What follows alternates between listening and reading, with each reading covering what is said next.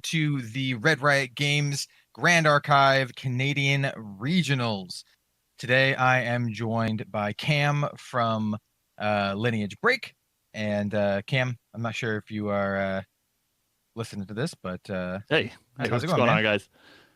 It looks like we're off to the races here. We sort of just got jumped into round one. But I think it looks like we have. I'm not sure if they're updating in real time, but it looks like we have a Zander on the bottom and a Rye on the top, which is a sight for sore eyes. Seeing a lot of Lorraines in this meta, so I'm glad to see you know not It's my those. boys. I 3 out of 4 of the Grand Archive decks that I currently play are Xander and or Rye. So great to see some um, representation here right off the bat. We do have Fire Rye and Xander. Was Xander also Fire? I don't remember at the start what element he was rocking at. I don't see any element cards Yeah, so so it far. looks like we're playing Water Zander as he's Ooh, resolving a sink into oh, oblivion here. So okay. These are literally my two favorite decks. So this is a perfect. great way to kick it off. I'm a huge fan of Water Xander, and then Fire Rise, just a very fun combo deck. Um, it's a quite an interesting matchup because Water Xander leans more to the controlling side of things, while Fire Eye is obviously kind of like this combo deck. So it's going to be a really interesting matchup to see kind of how this plays out. We don't have a clear aggressor here. Both decks really want to go into the late game, which is interesting for Grand Archive, at least in the current meta. Right, yeah, it's great to see at least round one to see two of the non-aggro decks because aggro is so powerful in this Dawn of Ashes format. Where Xander here is obviously looking to reach the late game, get to his level 3 so he can start revealing Luxem cards. Whereas Rai is just trying to assemble his combo kill. But the fact that Xander is on water allows for some really interesting stuff. Like Water Barrier is going to be a huge card here because it sort of Yes. shuts off Rai's combo if he's not if he's trying to do it as quickly as possible and not waiting until he has extra resources. Yeah, I mean, I even run water barrier in my Xander list, at least at a 2 web. So you gotta know that he's likely going to be running it here. Um, One of the big benefits of Water Xander is that they run a ton of floating memory. So paying for your material deck cards is quite easy, and then also you can leverage the power of the 3-drop Water Paladin, which is just an absolutely insane card.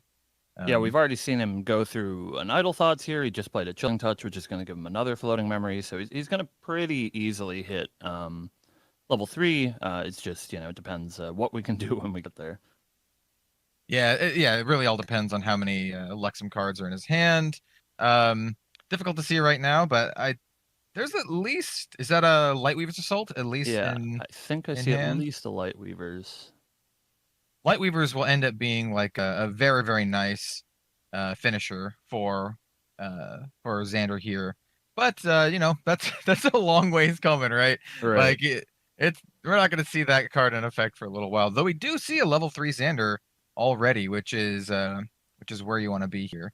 Yeah, it looks like he's going to go down a little bit on hand size, but that's usually Xander's game plan is to, get to level 3 with probably like 4 or 5 cards and then try to build up from there. Thankfully, Rai isn't a deck that like really pressures at all. They're looking to kill you from 0 or not at all, so he can take his time here, but as soon as we get into this like turn 3, turn 4 range, you start to, have to worry a little bit about if, Rai's assemble all of his pieces.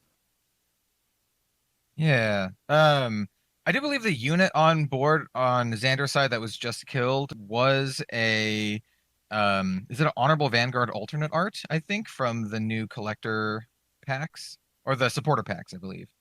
That Uh makes more sense. I was trying to piece together what that one was because it sort of looked like the Arthur art to me, but obviously we can't do that. Yeah, that makes sense. We got the players, cracking out the bling. I know that at Red Riot they do have supporter pack available for their players, which is super cool.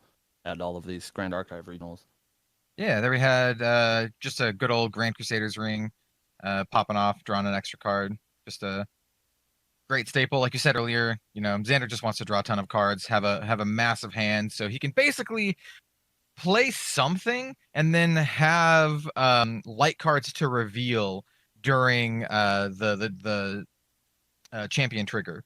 Right. And that's the real trick of this deck is you just need to keep playing stuff just so you have light cards in your memory or Luxem cards in your memory.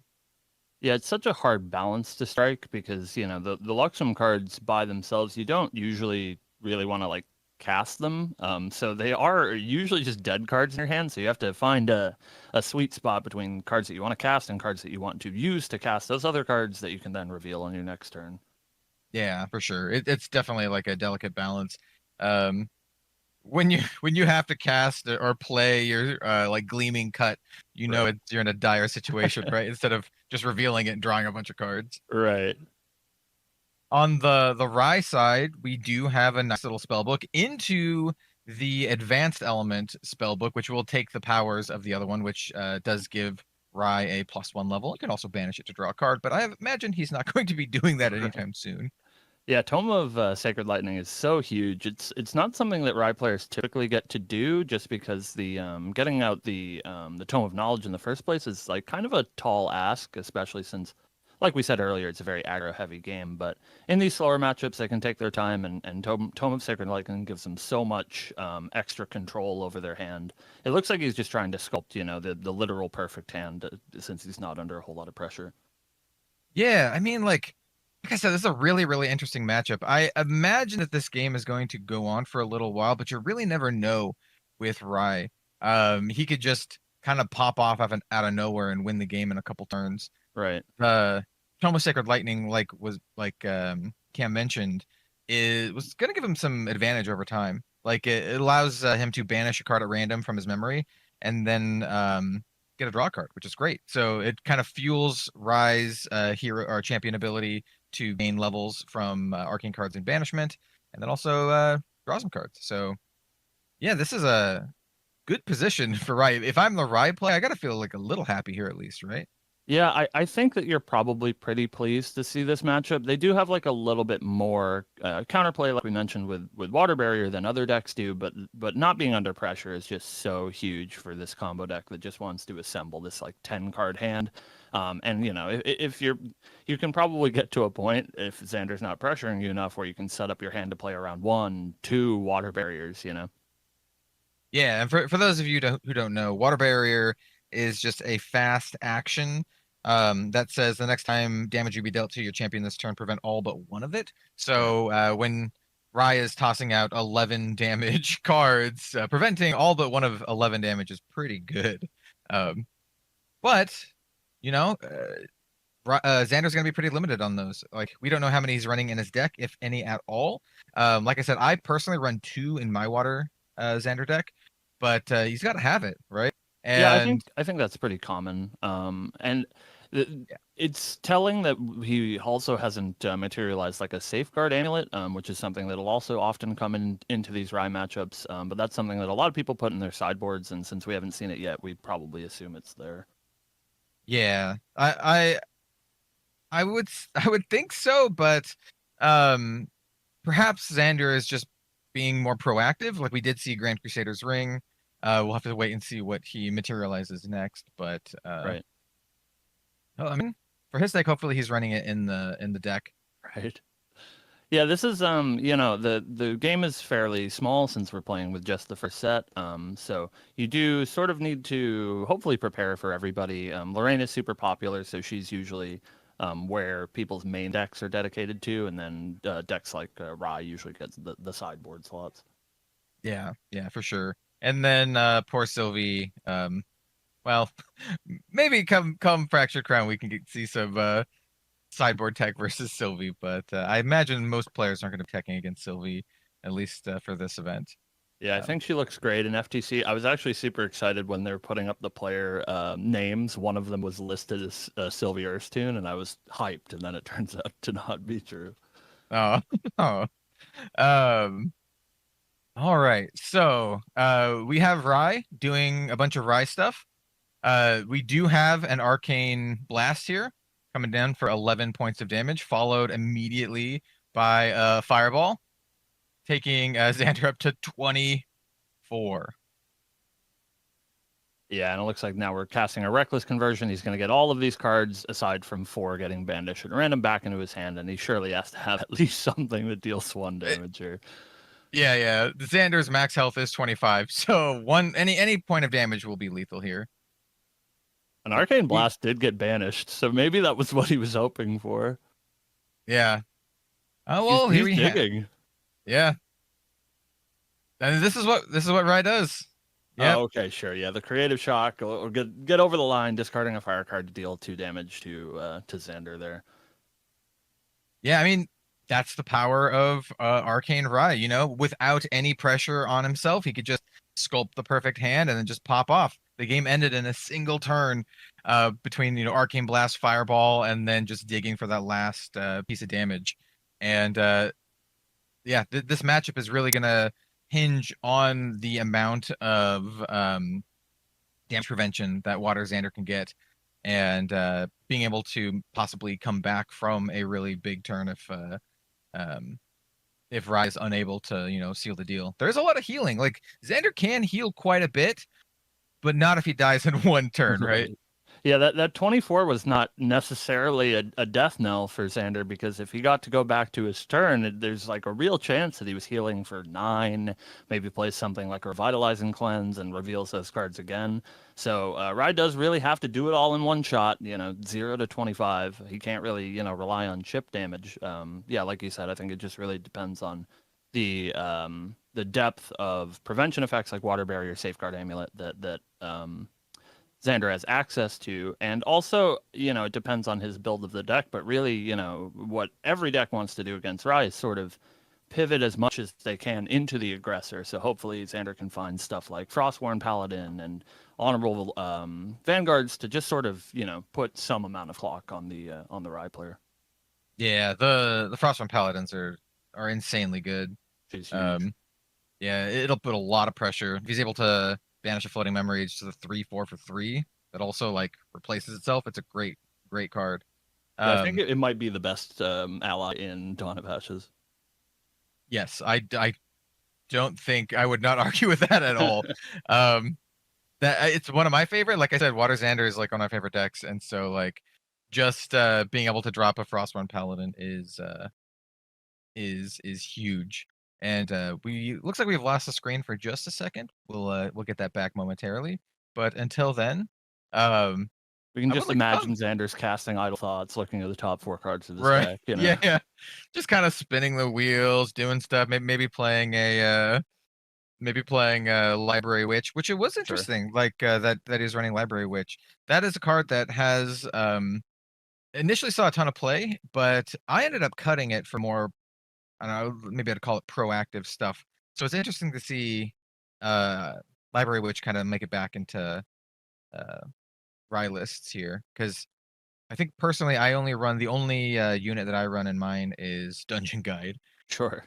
Yeah, I think I'm on the same when I'm playing Fire Eye. I think I'm only on Dungeon Guides.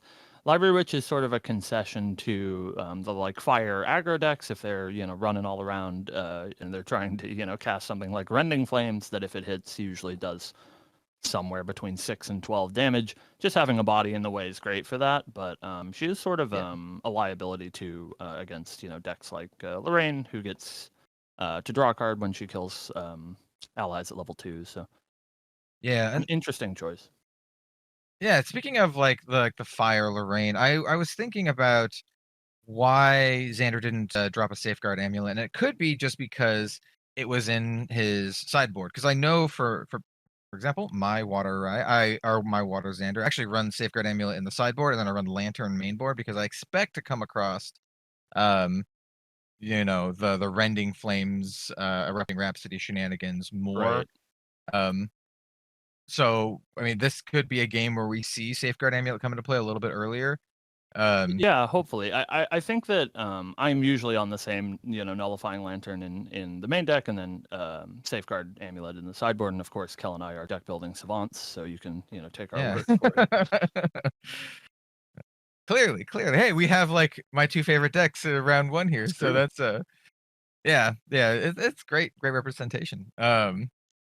Yeah, I think So this like is actually the like the biggest regional that we've seen so far for this season. According to our producer, we have 118 players in the room, which is huge for Grand Archive.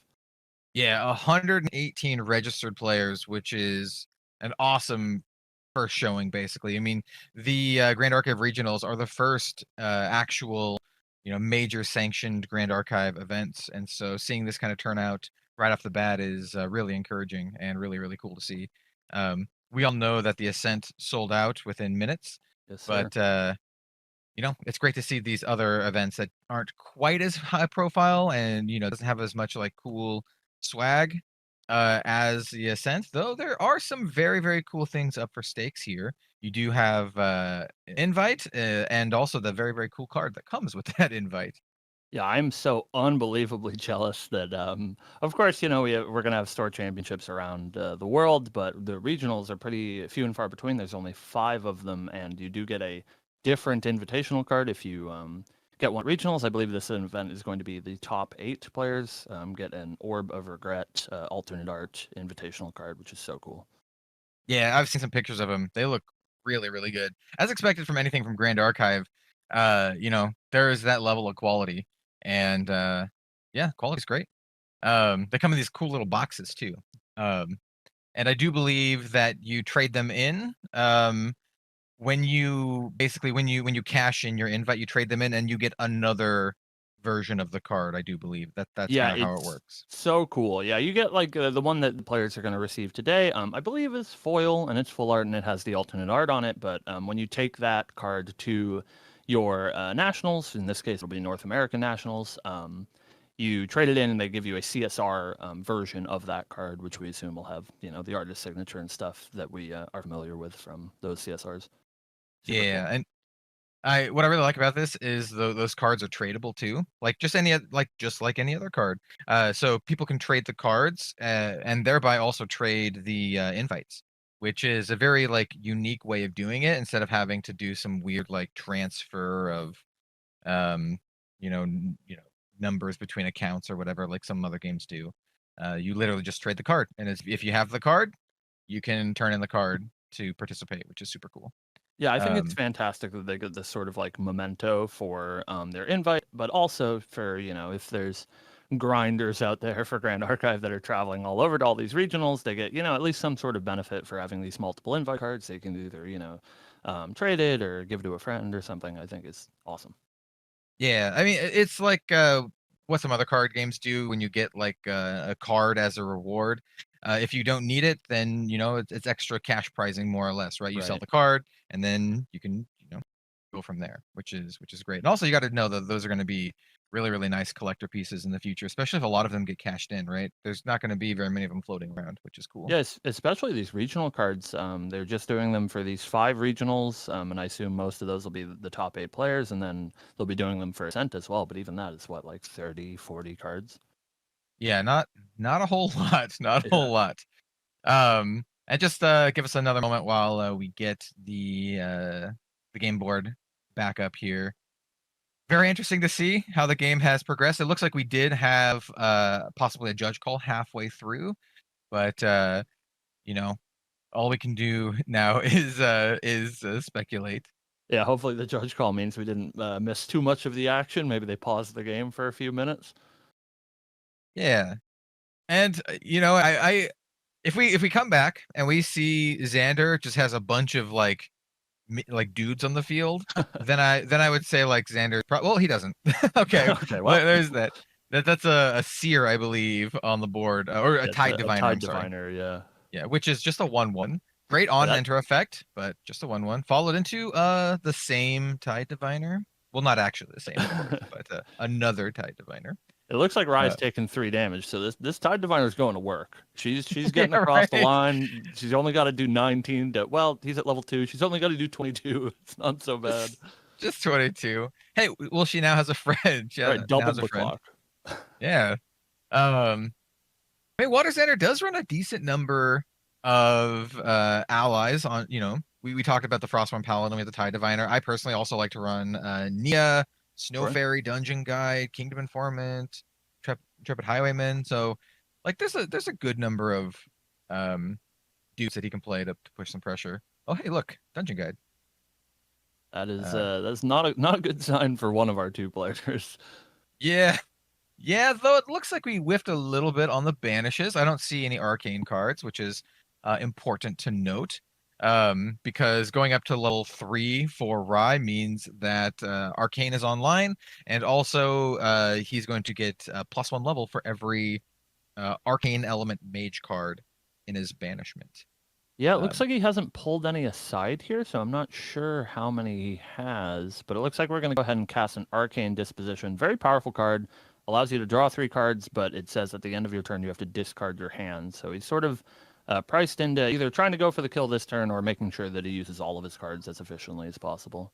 yeah, Arcane Disposition is just an absolutely fantastic card. And you can see the cards in his memory, right? Already has a decent little chunk. Plus all the cards in his hand. Like he's got a lot of cards to work with. Yeah, he's Um, looking for that tried and true combo of casting a bunch of arcane dispositions, putting 12, 15 cards in your memory, and then casting the favorite reckless conversion that allows you to pick up most of those and sort of give you a second turn because you get almost all of your cards back. yeah, Reckless Conversion is a nutty card. Let's put it that way. It's a pretty crazy card. It looks like he doesn't have it, so he opted for the just play your whole hand strategy and set up for a further turn. Oddly Here, enough, ooh, he Safeguard I Amulet. think he discarded a reckless conversion to the end step trigger. Is what it looks like. Is that the top card of his graveyard there? Um, let me take a look. I'm going to. It actually does kind of look like a Reckless Conversion. Yeah, I'm not sure if Hmm. maybe he just wasn't ready. He wanted to set up a little bit more, but that does seem a little crazy to me. We'll see what he's cooking up. I mean, Reckless Conversion does make you banish 4 cards from your memory. So maybe the cards in his memory are just so good that he doesn't want to risk banishing any of them. Yeah, that's true. And like we said in the last game, he's under so little pressure that yeah, maybe he just is, says I can afford to wait another turn. I'll find another one, or maybe he has another one in his memory already. Yeah, that could definitely be the case here.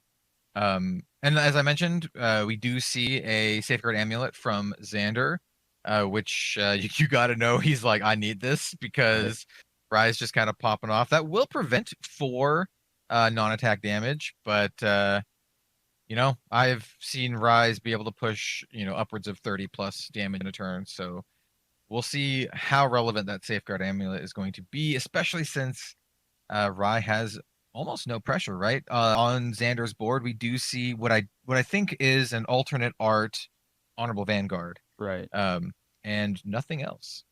So it looks like we're going for an arcane blast here. I'm not sure what level we are, what that's costing, but maybe he's baiting out the safeguard here. But it looks like Xander's just saying, "Okay, I'll take it." Yeah, he's going for it, coming in with the fireball here. So the fireball will really dictate what level he is, right? Like how much damage is he going Right. to take here. It is level +1. Um, let's see how much damage he's going to take. Yeah, I I assume think Xander was thinking about cracking his safeguard. Yeah, there he goes. Yeah, I mean, might as well. Kind of like a now or never situation, and then there's a second Yeah. fireball. Yeah, that's remember how I said 30 damage? Well, there you go. There you go. Doesn't really matter if you're pumping out like 33 points of damage in a single turn. Yeah, Um, it puts you in such a tough position where you can activate Safeguard Amulet at fast speed, but since Fireball is also fast speed, they can just sort of wait for you to crack it and then in response cast another Fireball so that they don't have to worry about the prevention effects. It's just so tough in that situation to without multiple levels of protection to get through these big ride turns.